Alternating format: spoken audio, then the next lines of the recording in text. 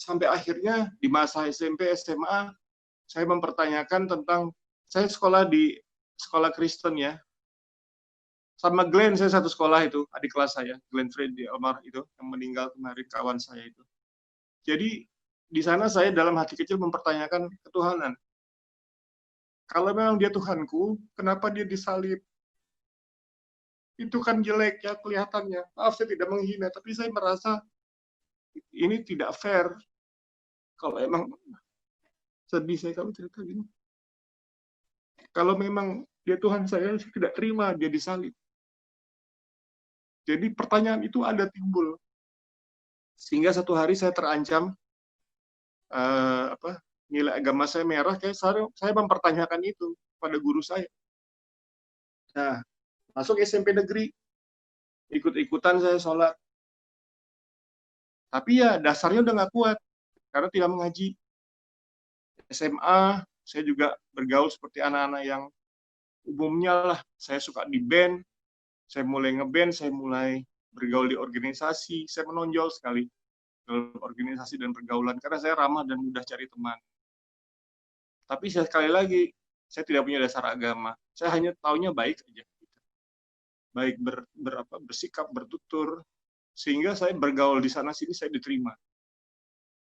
Ya udah, kemudian pada saat kuliah, ya mulai melihat hal-hal baru di dunia gitu ya.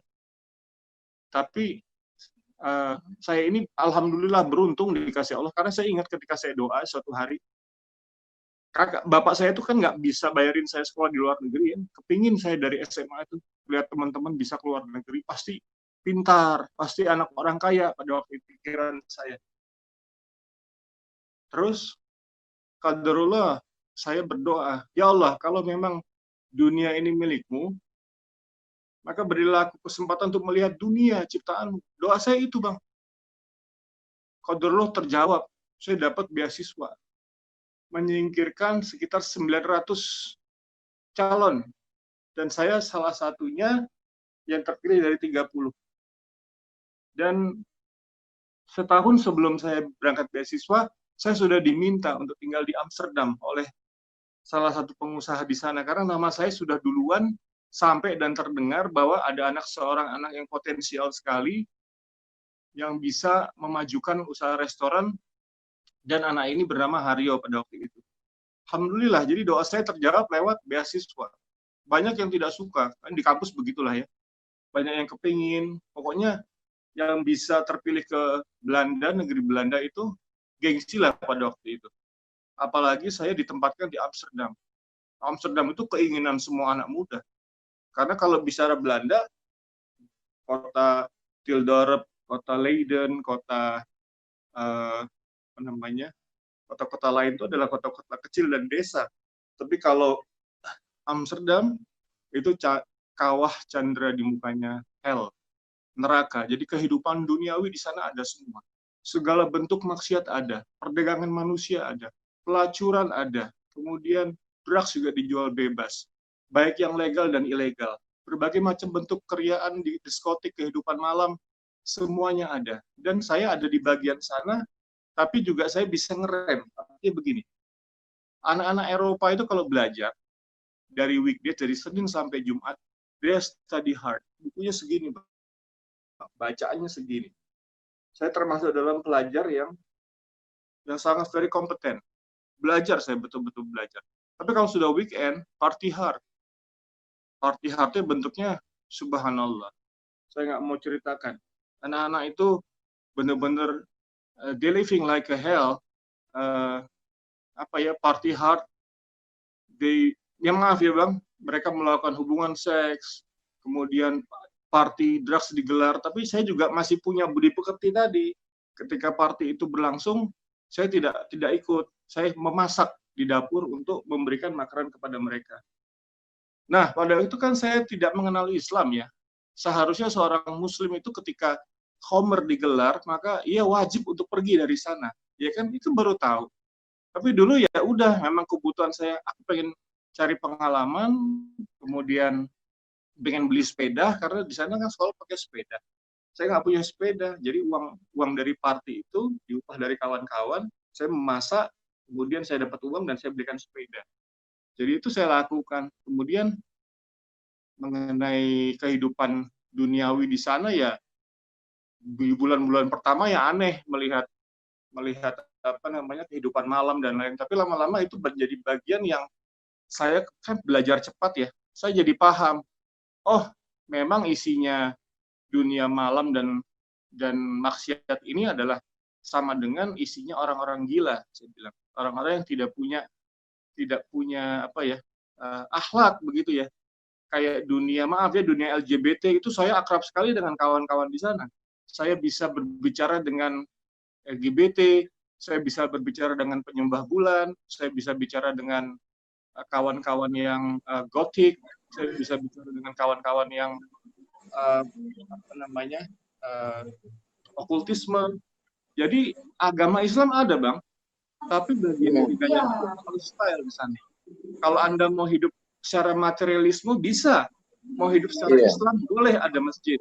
Mau hidup hedonis boleh, mau hidup penyembah bulan dan matahari boleh. Hingga di sana undang-undang tentang hubungan seksual itu juga diatur hingga berhubungan dengan binatang pun diperbolehkan. Yang tidak diperbolehkan adalah pedofil. Dengan anak kecil itu tidak boleh. Tapi dengan binatang, undang-undangnya ada diperbolehkan. Jadi ya subhanallah, itu sebuah kawah candra di mukanya neraka kalau saya lihat di sana. Jadi kenapa Allah mengantarkan saya ke sana dan kenapa saya baru tahu bahayanya seorang muslim berkelana di negeri kafir. Yaitu kalau tidak kuat agamanya, tidak kuat basic, maka dia akan terbawa atau menjadi bagian dari masyarakat kafir. Nah, itu kan saya baru belajar setelah saya mempelajari hijrah dan Islam ini. Ternyata berpergian ke negara kafir itu boleh dilakukan bila dalam keadaan terpaksa. Tapi dengan syarat, harus dengan mahramnya, harus mempunyai dasar agama yang kuat. Sehingga si anak ini tidak akan tersesat dan tidak akan terbawa oleh kehidupan di sana. Gitu. Karena melihat laki-laki dan laki-laki berciuman, perempuan berciuman, lalu ada festival telanjang di sana, ada pantai yang tidak menggunakan busana, itu hal yang biasa. Ketika maksiat itu dipertontonkan setiap hari di sana, maka saya biasa-biasa saja. Ketika minuman kita bertamu di sana dikeluarkan khamr, ya biasa saja. Akhirnya secara tidak sadar manusia itu bisa terbawa oleh kebiasaan negara-negara kafir. Karena di sana sudah terbiasa. Negara yang hanya menggunakan otaknya saja. Padahal di agama jelas dilarang. Jangan gunakan gunakan akal untuk memahami agama. Karena apa? Akal itu bertingkat-tingkat, Bang. Nah, itu juga baru tahu kan. Oh, jadi kesalahan saya dulu adalah tidak membekal agama, sehingga tidak sadar saya disuguhi minuman, saya minum, saya menghadiri pesta-pesta yang tidak baik, saya hanya datang, walaupun saya tidak melakukan, tapi saya melihat wacana itu. Nah, disitulah saya belajar bahwa teman itu bukan masalah kuantitas, bukan jumlahnya, tapi teman itu hanya masalahnya kualitas. Makanya Rasulullah bilang, bertemanlah dengan orang-orang yang soleh, bertemanlah dengan Bang Dery Sulaiman, agar apa? Agar aku bisa terpengaruh menjadi soleh seperti abang. Minimal ketika kita masih single, berkumpullah dengan orang, saya kasih tips aja nih buat kawan-kawan muda nih. Orang muda itu kan gejolaknya sedang tinggi-tingginya, Bang. Nah, inilah, ayo berkumpul dengan orang-orang soleh yang bertolabul ilmi, yang belajar agama. Kenapa? Ketika dia mau melakukan hal maksiat, minimal dia malu melakukan itu karena dia berkumpul dengan orang-orang soleh. Tapi apa yang terjadi kalau berkumpulnya dengan orang-orang peminum atau orang-orang yang berbuat maksiat, berzina? Nanti bisa ikut, Bang, ke sana. Nah, itulah pentingnya berteman dengan orang-orang soleh. Bukan kita sok suci. Tidak ada konsep manusia suci soalnya. Semua manusia itu berdosa. Cuman abang pernah bilang, dua jenis manusia yang sadar.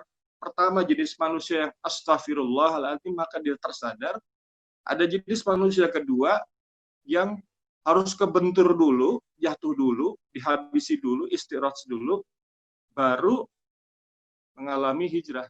Nah, jenis manusia yang mana saya? Kayaknya yang kedua deh, Bang. Gitu. Assalamualaikum. Bersama Saling Sapa TV.